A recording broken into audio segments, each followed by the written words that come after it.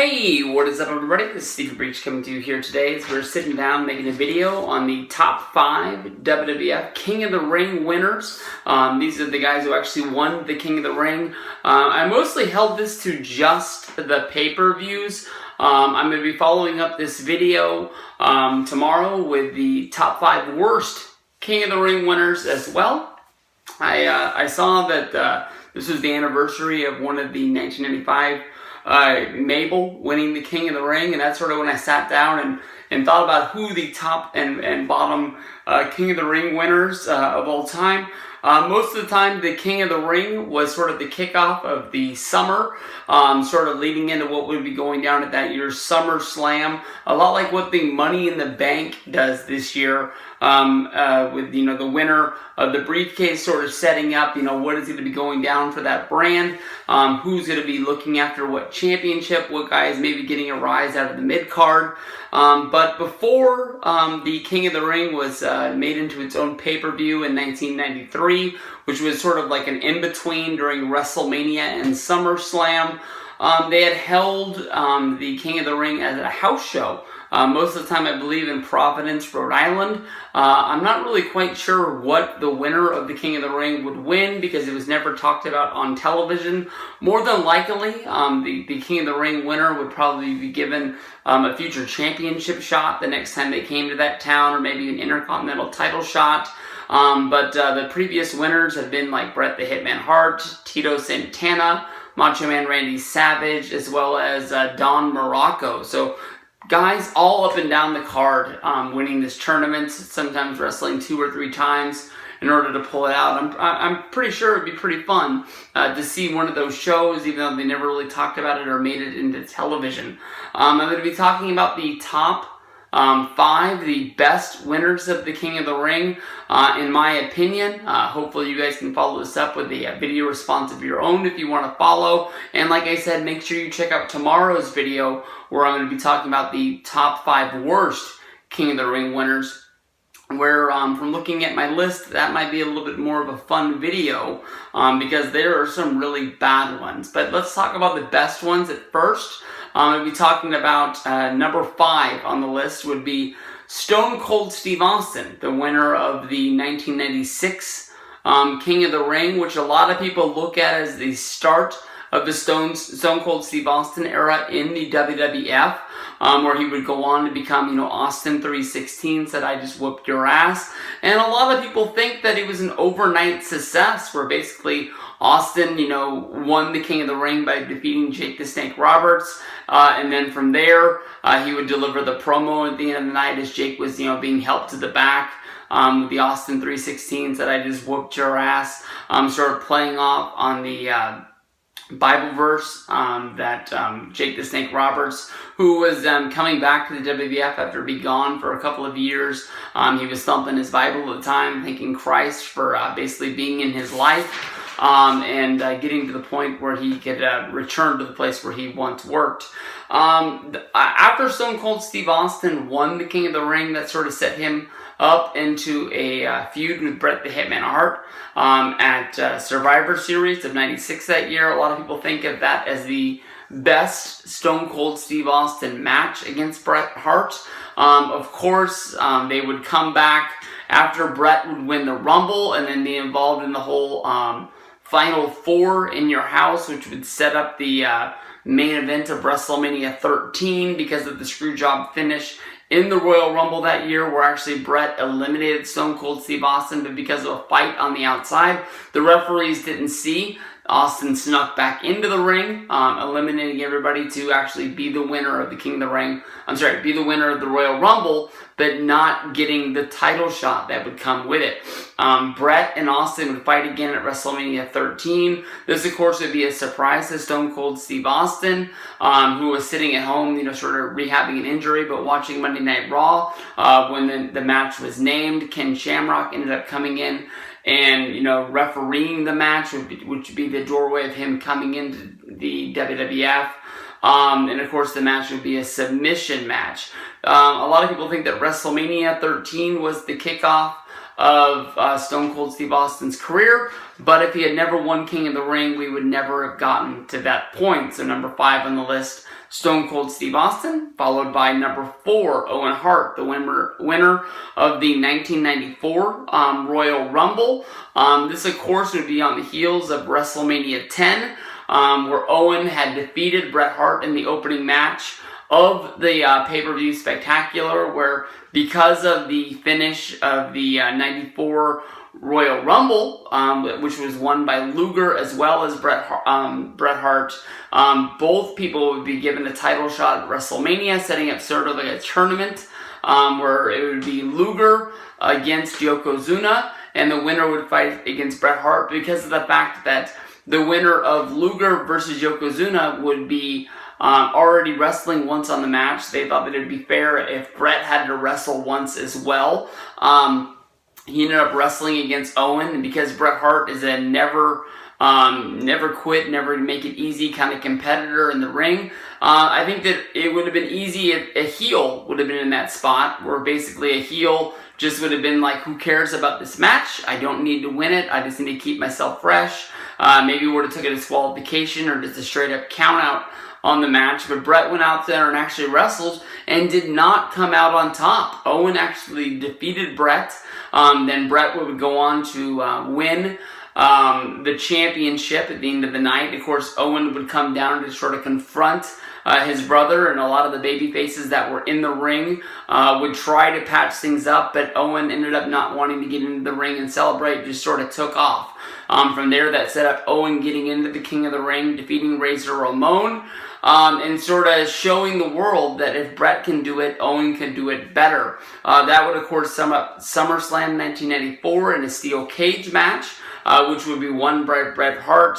Then from there, we would go to Survivor Series, where I think is that where Bret lost the title to, pretty sure Bret would lose the title to Bob Backlund that night, which would set up the last match between Bret and Owen after Bret would win the championship back, I believe, at the Royal Rumble, and that would finally end the Owen versus Bret feud.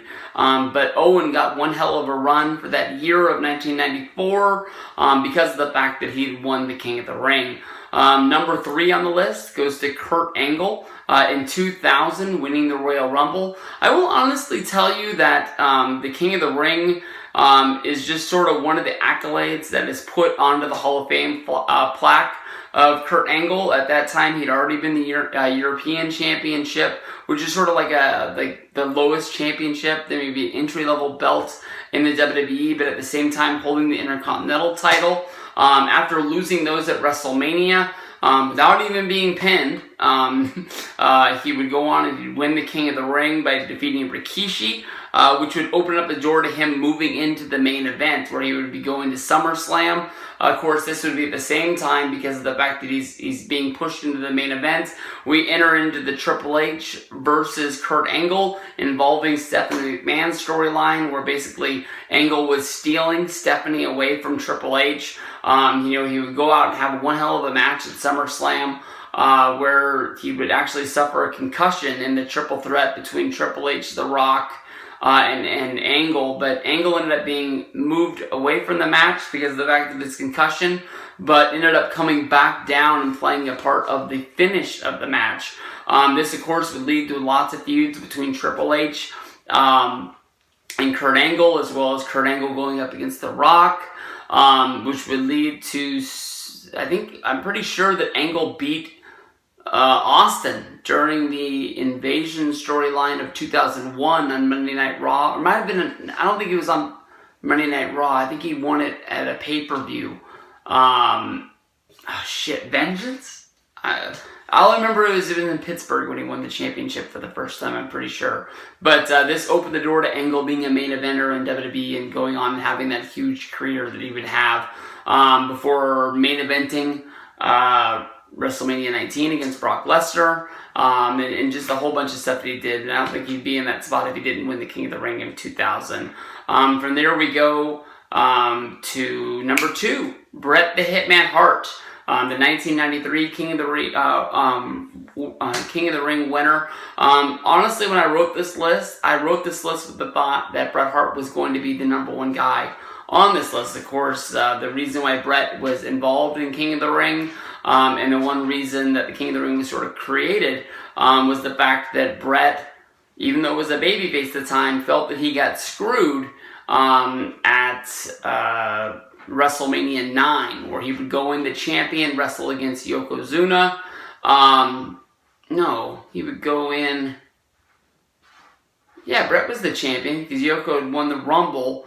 And of course, Yokozuna defeats Bret the Hitman Hart, but Hulk Hogan just comes walking down to ringside, immediately gets thrown into a match against Yokozuna, and defeats him. And Bret is sort of on the outside. A lot of people have thought the reason why the King of the Ring was created was for Bret to win the King of the Ring, and then he would go on and have a match against Hulk Hogan at SummerSlam of that year. Bret tells the story in his book, and as well as in 1,000 interviews, is that basically Hogan was supposed to put over Bret, but then once he won the championship at WrestleMania 9, turned into a huge snake, didn't want to do the job, and basically set the table of making sure that he would lose the title to Yokozuna and never have that match against Bret that Vince and Hogan had talked about was going to happen.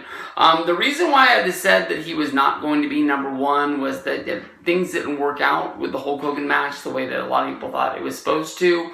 And this pretty much opened the door to Bret Hart having a never-ending feud against Jerry the King Lawler, which at the time, as I was a kid, I wanted to see Lawler get his head kicked in. I never really knew anything about Memphis wrestling or how big of a legend Jerry Lawler was. In the sport, I honestly thought that he was just an old guy that just showed up on the show one day. And, you know, of course, from there, Bret would beat Jerry in the Kiss My Foot match, which would open the door to Jerry going to the dentist, meeting Isaac Yankem, bringing him to the ring, which would be set up Isaac Yankem against Bret, which would then lead to, I think, Bret versus, the Japanese guy, Hakushi. In your house, just a lot of never-ending feuds that never really went anywhere for Bret Hart, never getting back to that main event spot, it felt like. So, I ended up going with a new #1, which ended up being Brock Lesnar. Of course, Brock winning in 2001, defeating Rob Van Dam. This was monumental because of the fact that it opened the door for Brock Lesnar to start main eventing. Of course, the winner of the 2001 King of the Ring would be given a championship shot at SummerSlam, which ended up turning into Brock versus Rock, which to me was one of the biggest mainstream matches that WWF had had in a while, to the point where, you know, this wasn't 01, it was 02. You're right, Steve. But basically, this is the point where I had moved back to California. It's one of the first times since I've been in California when I was at work that people were actually talking about wrestling. And Brock versus Rock, even though it was only a discussion for one day, people were talking about wanting to see this. Brock Lesnar was fresh into WWF, where he actually